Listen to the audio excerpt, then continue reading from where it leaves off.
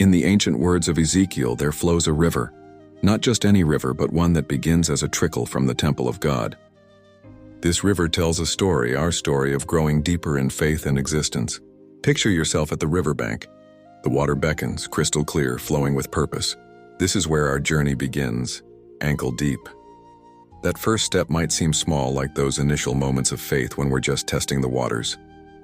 The ripples spread outward, marking the beginning of something profound. Just as a child learns to walk, we learn to trust, to believe.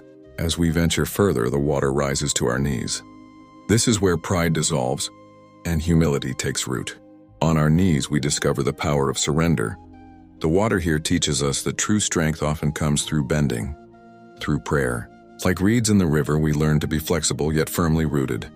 Moving deeper still, the water reaches our waist. This is where transformation begins in earnest. At this depth, we can't easily turn back. We're committed. The current is stronger here, like the flow of purpose in our lives. Trees along these waters bear fruit in every season, never failing, never withering. This is where we find our own fruitfulness, our ability to nourish others. But the river doesn't end there. It leads us to waters deep enough to swim in, where our feet no longer touch the bottom. This is complete immersion in existence, in the divine flow of life itself. Here we learn to let go of control, to trust the current, to be carried by something greater than ourselves. Like a dancer moving in perfect harmony with the music, we find ourselves in sync with the rhythm of existence. In these depths, we discover a profound truth.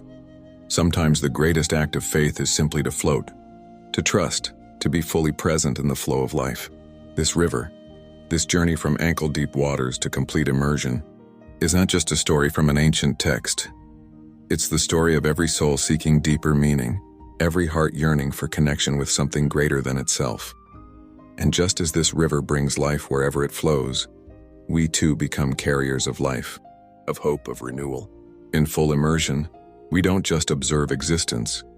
We become one with it, transformed by its current, renewed by its purpose. Jesus said, "He who believes in me, out of his belly shall flow rivers of living water." John 7:38. Beloved, the flood is not just around you, it flows through you. Beloved, today you are standing in the river. But how deep will you go? Will you stay ankle deep, content with the beginning? Will you stop at the knees praying but not pressing further? Will you remain at the waist, strong but still in control? Or will you surrender all and be lost in the flood of His Spirit?